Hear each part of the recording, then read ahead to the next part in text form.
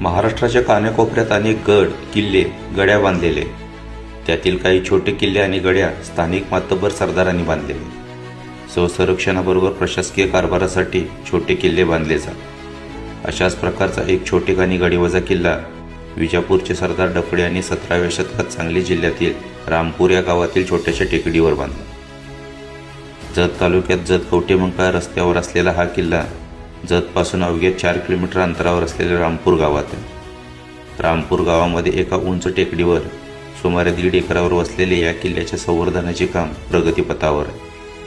किल्ल्यावर जाण्यासाठी पायऱ्यांची वाट असून किल्ल्याच्या तटबंदीमध्ये पूर्वाभिमुख दरवाजा. किल्ल्यास एकूण 4 बुरुज असून तटबंदीस मूळ स्वरूप देण्याचे काम सुरू. किल्ल्याच्या बाजूला टेकडीखाली एक घडीव दगडांनी बांधलेला तलाव असून किल्ल्याची तटबंदी या बाजूने अगदी खालपर्यंत बांधत नेल्याचे दिसून येते.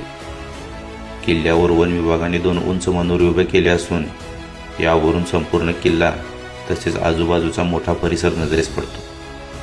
किल्ल्यात एक प्राचीन शिवमंदिर पाहायला मिळते. या प्राचीन हेमाडपंथी मंदिराचे सभामंडप व गाभारा असे 2 भाग होते. यातील सभामंडप आता नष्ट झालेला. शिवमंदिर दक्षिणाभिमुख असून सभामंडपाचे कोरीव काम अद्याप पाहायला मिळतात. गाभाऱ्याच्या दरवाज्यावर सुंदर कोरीव काम. द्वारपट्टीवर गणपतीची मूर्ती आहे. गाभाऱ्यातील पिंडीवरील छतावर फुलांची नक्षी कोरलेली आहे. किल्ल्यावर मंदिराचे अवशेष पसरलेले दिसतात. मंदिरासमोर तटबंदीला लागूनच भगवा झेंडा रोवलेला किल्ल्यावरील सर्वात उंच बुरुज आहे. संपूर्ण किल्ला 1 तासात पाहून